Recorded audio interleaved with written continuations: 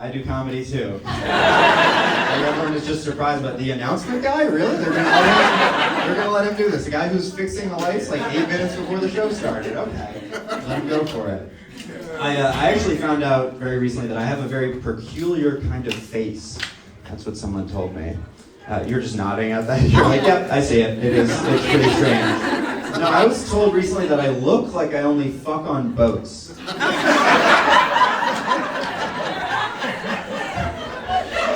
All right. This woman in the second row just went, yeah. Apparently everyone sees it too. And then on top of that, my name is Tyler. Yeah, how do you think that makes me feel? I just say my name and people are like, haha, I could have guessed that by looking at him. I could tell he's a Tyler. I have a very Tyler face though, don't I? Yeah. Like if you go to a police sketch artist, they'd be like, and what color was his hair? Oh, he said his name was Tyler. We actually know how to do this one. All you need to tell us, was he wearing J. Crew or Vineyard Vines? It was neither. Boys, we just found the Patagonia Killer, so been looking for this guy, we finally got him. He kills people by boring them to death, talking about cryptocurrency, so that's his method. I fucking hate that my name is Tyler though, because I came out like every Tyler you've ever met in your life. It makes me feel like I had no say. As soon as my mom named me that, like my path in life was just set. And I almost wasn't. My dad, I swear to God this is true, when I was born, my dad lobbied to get me named Little Feather. Someone just went, what? Yeah, for anyone curious, we are not Native American at all. Like not even Elizabeth Warren level. There's 0% in my family. But I found out recently that the meaning of Little Feather is that your dad does mushrooms. That's what it means. My dad was just fucking high trying to name me. Like, we should name this child Little Feather Wolf. And my mom's like, he's talking to a fucking pineapple, so I'm just gonna name them. I'm gonna handle that. But what's crazy is a couple years later, my younger brother was born, and my dad doubled down and tried to get him named Little Feather also. My mom was like, definitely not. And then soon after my sister was born, you can probably all guess what happened at this point. My parents got divorced, that's what happened. My mom was like, he's still talking to that fucking pineapple, so I'm just gonna get the kids and we're just gonna get out of here. We're gonna leave. I'm so glad that you're all here and came out to a comedy show. It makes me so happy because, you know, pretty much all of us have day jobs. You could probably guess that. Most comedians, we're not killing it inside of an art gallery where I had to set up all the chairs. So exactly pay the bills. And the lights, and the light. Thank you for years. Like, that's not all you did. You did more than that. I saw your car and you were fucking carrying everything in. But no, I just don't like my job. I don't mean, does anyone here like what they do for a living? Okay, that was not convincing at all. 4 people went, I tolerate it. It's fine. It's a good time. Yeah? I said most of the time. Most of the time. Yeah, see? Not everyone. Yeah. People that like their job are still like, yeah, but it has its shitty days. Yeah, but what I just miss working from home. Remember we were doing that for so long, for 18 months? I just miss putting in like a solid 30 minutes. And just calling it a day. That's all I got in there.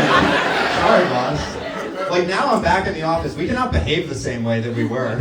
I can never just walk up to my boss and be like, hey, I'm gonna go jerk off right now.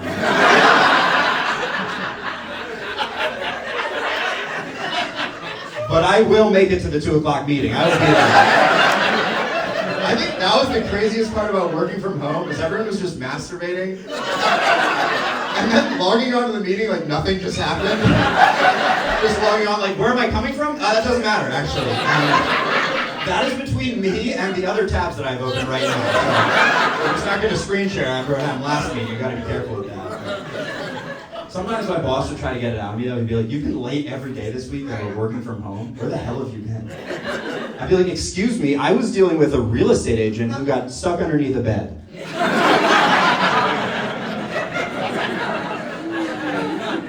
All right, I see you have the same search history as some people in the room. And some people are like, it's a seller's market. You should talk to the real estate agent. You should help them out from underneath that bed. They probably need it. It's a seller's market right now. Philly's hot. You gotta do it while the coal's hot. But I don't know. It's crazy. This is true. In the middle of the pandemic, I just told you how I was behaving. I got promoted. Isn't that insane? Yes. My boss was like, I don't know what your secret is, Tyler, but keep it up. I was like, it is up right now, so this is I just fucking keep going with it, okay? We're gonna keep going with it. A little bit about me. I'm a huge fan of rap music. That's people just not believing me. That's not what it is. I don't think so. This guy likes rap. I don't know. He's got a hey there Delilah face. It's interesting he likes rap music. I do love rap, even though I've realized by listening to it, rap is not for me. Like a lot of rap, the sentiment is like, stick it to the man. And I look in the mirror and I'm like, I think I'm the man. That song's about me, that's crazy. I think what I like most about rap though is how confident rappers are. Like, you know, they can just fucking control a room with their energy. It's so, like, I could never do that. Like, yo, who's in therapy right now? Make some noise! Right, half-heartedly you do that. The rappers just, they're so confident. Like, you've never heard, like, a nervous, like, timid rapper? Like, could you imagine one? It's just like, I fucked your bitch. And I'm so sorry about that. I didn't realize that. You can fuck mine and we'll call it even. This is just a misunderstanding. I'm so sorry about what happened. This is my bad. But rappers are the opposite. They're so confident. Like Drake. Drake is the most confident loser I've ever heard in my entire life. Drake has that one song. He's like, I did half a Zan, 13 hours till I land. Have me out like a light. Hey, like a light. I slept through the flight.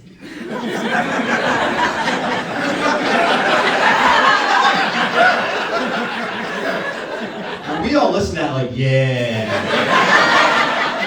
And then you think about it, you're like, hold up, did Drake just take half of a Xanax? And then sleep through a 13-hour flight? Are you kidding me? What? I had friends in college that used to take 2 full Xanax to sober up from doing other drugs. Meanwhile, Drake is like, this is God's plan. No, could you cut that in half for me? Did you think this was a 26-hour flight, bro? Cut that shit in half, man. Jesus Christ, you're trying to kill me over to save the other half of the flight home. But Drake is so confident though. It's like, you see me in the streets, you don't say shit. Credit card's maxed, ain't gonna pay it. And you're just like, all right. Is that a brag? That's not even impressive in the first place. That's not impressive. But Drake has so much confidence that I just made up that last line and no one in here realized. You kind of realize, you're like, oh, that's an old album. I kind of remember that a little bit. I'm the ghostwriter that they were talking about a couple of years ago. It's me, apparently. That's what I do. I like that people are drinking. I'm a fan of that. You are too. You're not. Most people are like, no. I'm not happy to be drinking, but I don't know. I like going out to bars especially. I feel like when you go to a bar, you like meet people that like they're very realists. Like that's who they wish they could be everywhere in life, 24/7. Yes, exactly. Like I saw like this guy recently. He just opened the door of the bar and he just went, "I'm on cocaine." It's like, I bet he wishes he could say that in the office. Don't you think? Just like, Brian, how's your lunch break? I did 4 lines. Well, I had a Caesar salad, but it sounds like you had a little bit of a better lunch break than I did. But then this guy revealed his deeper, truer self because he went up to every single woman in the bar and right in their face said he wanted to fuck them.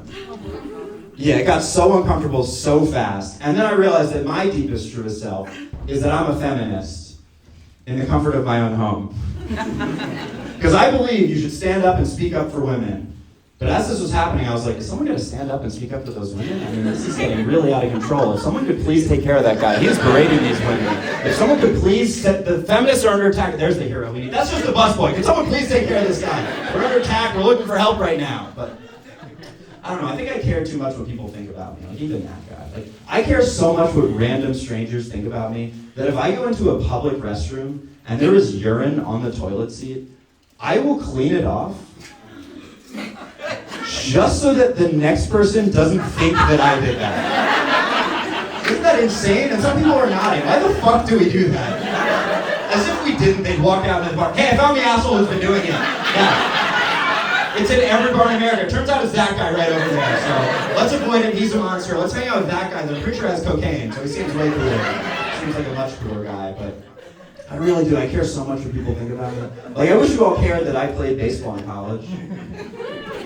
Right, yeah, you don't. I know, you're just like, I guess he wants me to make noise, so I will, but no one cares about it. I think it's because people look at me and they judge me based on, my appearance. They're like, I bet I could guess where you played. It was probably like a small Division III, like liberal arts school. Well, I mean, it was, yeah, but I still wish you gave some credit for that. Like, that's not easy to do that. It is funny, though, when you play D3, because every single one of my teammates was like, yeah, I was actually supposed to go D1. But then something happened. And for every single one of those guys, this something that happened was they weren't that good at baseball. That's what happens. If you're good, you go D1. That's how that works. But even at the D3 level, there's like so much toxic masculinity, like on any men's sports team. I'm very sensitive and emotional. I was not a good fit on that. But every single weekend, all of my teammates would be like, let's go out and get pussy. Let's get pussy. And I'd be like, hey guys, why don't we just stay up late talking? Bond together as friends? What about that? My teammates would be like, we found the pussy, he's in the room with us right now, and I'm not sure we want it anymore, but that was their big thing now. They're very masculine. One time I told a teammate that I went down on a girl, and he was like, whoa, that's gay. I was like, I thought that's what you were supposed to do when you got the pussy. Like, what is this guy? That's all my teammates have been doing. They're just like, we gotta get the pussy. We haven't thought through the next steps, but that's the goal. They just get down there, take a picture like it's a fish. He's like, I got the pussy.